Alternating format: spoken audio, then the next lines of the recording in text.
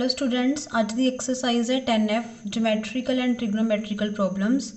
जोमैट्रिकल and trigonometrical problems के विच आपां दो रिजल्ट करांगे, एक तो cos A minus B and एक कोस ए प्लस बी।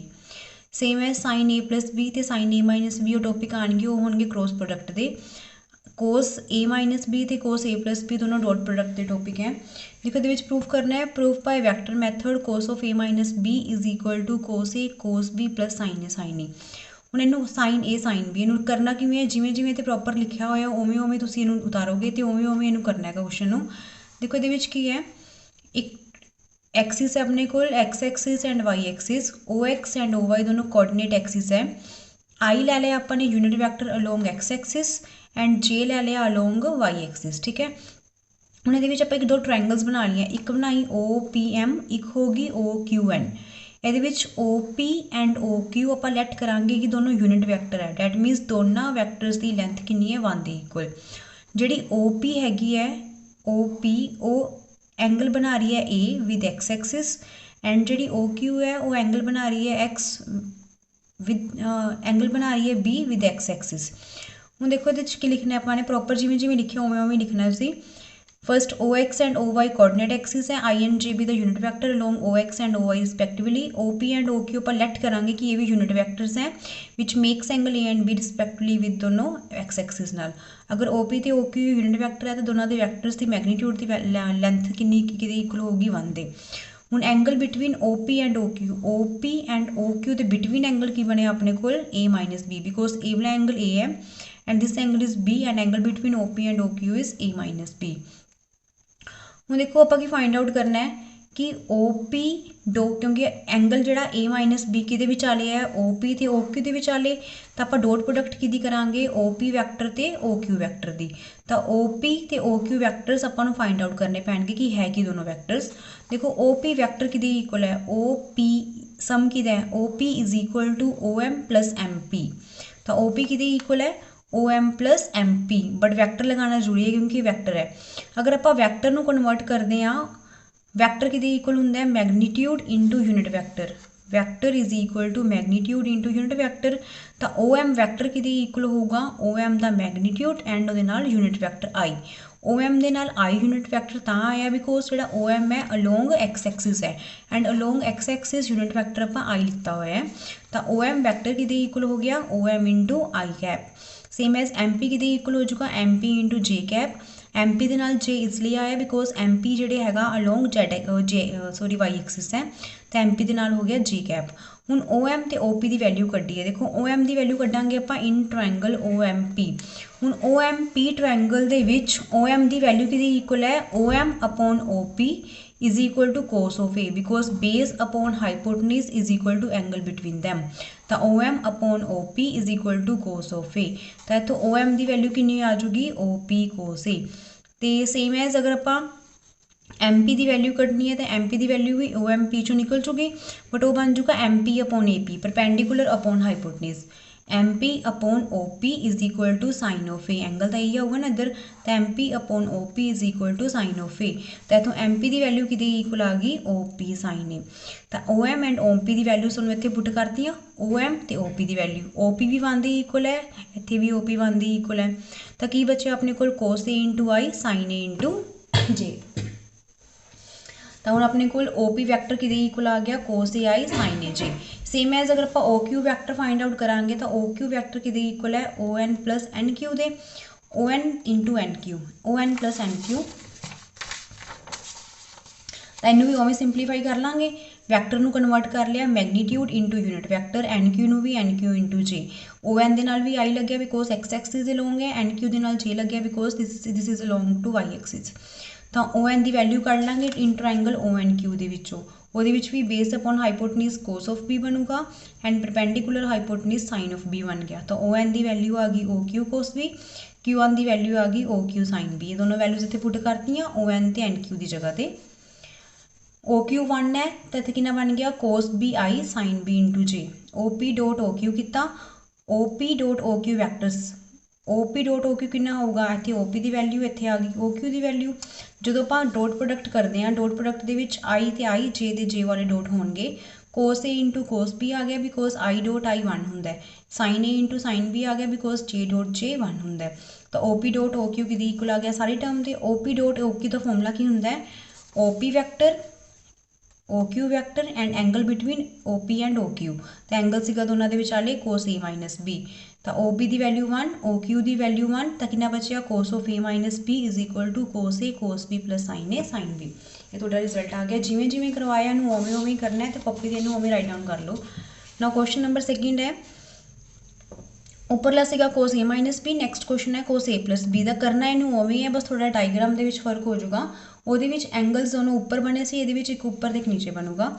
एक ट्रायंगल देखो ये ओ पी एल बन गई, एक बन गई ओ क्यू एम। ये एंगल ए वाला हो गया बी ए वाला, तो डबल टोटल एंगल कितना हो गया ए प्लस बी। उवें यूनिट फैक्टर आई इधर ले लेंगे, जे इत्थे, बट अगर नीचे लवांगे तो माइनस जे हो जाएगा बिकॉज दी डायरेक्शन चेंज होगी तो माइनस ऑफ जे वैक्टर। ठीक है, हुण इस ट्रायंगल उवें ओ पी कि इक्वल होगा O P is equal to O L plus L P. तो एंड ओ एम कि सॉरी ओ क्यू कि इक्वल होगा O M plus M Q दे। ठीक है, तो ओ पी से सारा कुछ उवें लिखना है। O P and O Q unit vector है which makes angle A and B respectively with X axis and Y axis. Angle between O P and O Q, O P तो O Q के विचाले angle कितना उत्थे सीगा ए minus B, इत्थे कितना angle use हो रहा है टोटल ए प्लस बी। ना हुण देखो ट्रायंगल अगर आप ओ पी की गल करते हैं तो ओ पी कि इक्वल है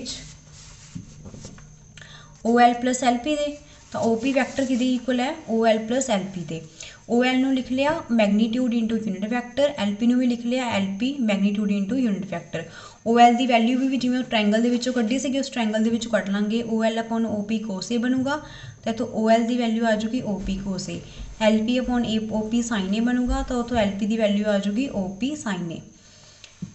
उवें ओ पी तो ओ क्यू यूनिट वैक्टर है तो उन्होंने वैल्यू 1 1। ओ एल तो ओ पी की वैल्यू इतने पुट करती ओ पी कोस ए ओ पी साइन ए। ओ पी 1 तो cos A into i sine A into जे बन गया। वैल्यू पता लग गया इस ट्रायंगल च कड्ढी है O L upon O P cos of A and P L P upon O P sine L P upon O P sine of A. ठीक है, नाउ नैक्सट अगर आप ओ क्यू कड्डांगे तो ओ क्यू वैक्टर कि equal होगा O M plus M Q दे। उवें ओ क्यू लिख लांगे O M plus M Q.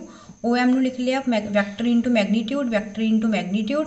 ये माइनस जे यूज होया बिकॉज जो एम क्यू वैक्टर है एम क्यू वैक्टर नीचे अपने को एम क्यू वैक्टर की वैल्यू आप की कड्ढी है M Q upon O Q into नाल आएगा यूनिट वैक्टर। यूनिट वैक्टर नीचे जा रहा है क्योंकि नीचे डायरेक्शन है तो माइनस जे यूज होगा नाले दे, तो ये बन गया। उवें सेम है इस ओ एम तो ओ क्यू की एम क्यू की वैल्यूज कढ़ लिया।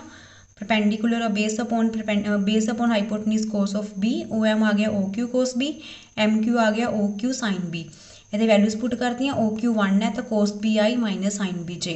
तो O P dot O Q का फॉर्मूला लगाया उवें O P O Q and angle between them. Now angle between them is cos A plus B.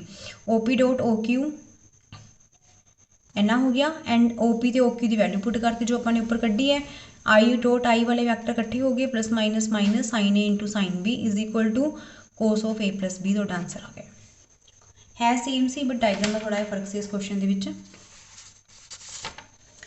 ना इस तो बाद क्वेश्चन है क्वेश्चन नंबर 7th या 8th क्वेश्चन होगा। ये देखो ये लिखा हुआ है prove that in any triangle A B C cos C equal prove करना है A square plus B square minus C square upon 2 A B. देखो ये की है जिस एंगल की आप वैल्यू कढ़नी है अगर कोस सी कढ़ना है तो वही माइनस होगा सी स्केयर अपॉन की नीचे की आऊगा जो एंगल्स ए स्केयर प्लस बी स्केयर है अपॉन बन जाऊगा 2 ए बी। उन्होंने कोसाइन फॉर्मूलेज भी बोल देंगे इनू करने लिए। देखो एक ट्रायंगल ले लिया अपने ए बी सी ए एंगल के सामने वाली साइड होगी ए वैक्टर, बी के सामने वाली बी वैक्टर, सी के सामने वाली सी वैक्टर। अगर ए सारा एंगल सी है तो बाहरला एंगल हो गया 180 माइनस सी।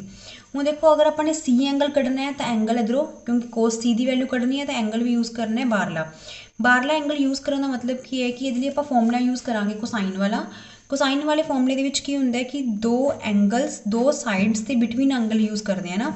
हूँ जी साइड होंगी है एक की डायरेक्शन इधर होंगी है एक की डायरेक्शन इधर होंगी है, डायरेक्शन बाहर वाला इधर आ रही है तो एंगल ये विचाले वाला यूज़ होगा ना कि अंदरला।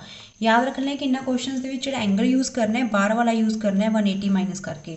क्योंकि ਇਹਦੀ ਡਾਇਰੈਕਸ਼ਨ ਇਸ ਸਾਈਡ ਵੱਲ ਜਾ ਰਹੀ ਹੈ ਤੇ ਆਹ ਸਾਈਡ ਤੇ ਇਹਨਾਂ ਡਾਇਰੈਕਸ਼ਨ ਦੇ ਵਿਚਾਲੇ ਵਾਲਾ ਐਂਗਲ ਯੂਜ਼ ਕਰਨਾ ਹੁੰਦਾ ਹੈ। ਅੰਦਰਲਾ ਯੂਜ਼ ਕਰ ਲੋਗੇ ਤਾਂ ਡਾਇਰੈਕਸ਼ਨਸ ਗਲਤ ਹੋ ਜਾਣਗੀਆਂ ਇਹਦੀਆਂ। ਹੁਣ ए बी बी सी सारे साइड्स ले लिया, बाकी वाले वैक्टर्स लिखे हुए हैं। ये रिजल्ट पढ़िया होया कि A B plus B C plus C A की वैल्यू 0 वैक्टर के इक्वल होंगी है। ये बी सी तो सी ए एक साइड कर लिया, ए बी एक साइड। रीजन की है क्योंकि आप सी की वैल्यू कटनी है तो सी वाले पार्ट सी वाला की है ए बी दे लोगे तो ए बी एक साइड पर कर लो, बाकी दोनों एक साइड पर कर लो। अगर आप ए कढ़ना होंदा तो बी सी एक साइड पर कर लेंगे। हरेक कुछ 3 तरह के क्वेश्चन होंगे, एक ए कढ़न लिए क्या होगा, एक च बी एक च सी। अगर सी कढ़न लिए क्या है तो ए तो बी एक साइड पर कर लेना है। अगर ए कढ़न लिए क्या होया सी तो बी इकट्ठे कर लेने, बी कढ़न लिए क्या होया सी तो ए इकट्ठे कर लेने। हुण ये बी सी प्लस सी ए कि इक्वल आ गया minus of A be the. Squaring कर दो बोथ साइड, फॉर्मूला लग गया ए स्केयर बी स्केयर 2ab का स्केयर। बी सी स्केयर ए स्केयर के इक्वल है, सी ए बी स्केयर के इक्वल है। बी सी डॉट सी ए तो बी सी डॉट सी ए कि इक्वल होगा बी सी का मैगनीट्यूड सी ए का magnitude and cos of angle between them. Same B C तो सी ए वाले एंगल किहड़ा हैगा पाई माइनस सी। याद रखियो कि 180 माइनस सी एंगल यूज़ करना है बारला। बी सी की जगह तो ए, सी ए की जगह तो बी आ गया। कोस 180 माइनस सैकेंड क्वाड्रेंट के कोस नैगेटिव होंगे तो माइनस ऑफ कोस सी हो गया। तो इतने पुट करती जी वैल्यू आप इतने कढ़ी है इक्वल टू सी स्केयर। हूँ की कर लें जिवें आंसर के अकॉर्डिंग बना लो, ए स्केयर प्लस बी स्केयर सी स्केयर उधर लै जो 2ab नीचे डिवाइड चला गया तो कोस सी की वैल्यू आ गई। सेम एज इतने कोस ए भी हो सकता है कोस बी भी हो सकता है। जिस अकॉर्डिंग तुहानूं एंगल कढ़न नहीं किया उस अकॉर्डिंग तुसीं आ साइड्स नूं अलग करना है। ये हो गया सैकेंड टाइप का क्वेश्चन। आओ थर्ड टाइप का लास्ट क्वेश्चन है इस एक्सरसाइज का। ये क्या होया है कि जी साइड है सी उन्होंने रिलेशन फाइंड आउट करना है A cos B plus B cos A. करना इनू भी उवें ही है, उवें A B plus B C plus C A is equal to 0। ये सी कढ़ना है, सी मतलब आ ए बी हो गया तो उन्होंने एक साइड कर लिया, बाकी एक साइड। पिछले वाले क्वेश्चन स्क्वेयरिंग की थी, ये स्क्वेयरिंग नहीं करनी। जोड़ा इस साइड पर होगा जिवें ए बी है तो ए बी नाल दोनों साइड पर डॉट करनी है। अगर इधर बी सी होंदा तो बी सी नाल डॉट कर देंगे। हूँ इधर A B dot A B का ए बी स्केयर हो गया, इधर आ जाऊगा B C dot A B तो C A dot A B. Same B C तो ए बी के विचाले देखो की रिजल्ट यूज़ होगा B C and A B तो की होगा A into C and angle between them cos pi minus B. Angle cos pi minus B use करना ना कि अंदर वाला एंगल। ठीक है, सेम है सी ए डॉट ए बी भी बी तो सी नाल एंगल कि इक्वल हो जाऊगा ये किहड़ा एंगल यूज़ हो जाऊगा पाई माइनस ए। हूँ दोनों एंगल माइनस के है, कोस 180 माइनस सैकेंड क्वाड्रेंट के नैगेटिव आ भी नैगेटिव तो नैगेटिव नैगेटिव बारला पॉजिटिव हो गया। ये बन गया A C cos B plus B C cos A is equal to C square. C common कर लिया तो C is equal to A cos B plus B cos A is your result. ये नाल दे जिन्ने भी क्वेश्चन ने 9, 10, 12, 11, 12 question 4 बनते शायद उन्होंने तुसीं कर लियो। अगर कोई डाउट होए तो पूछ लियो।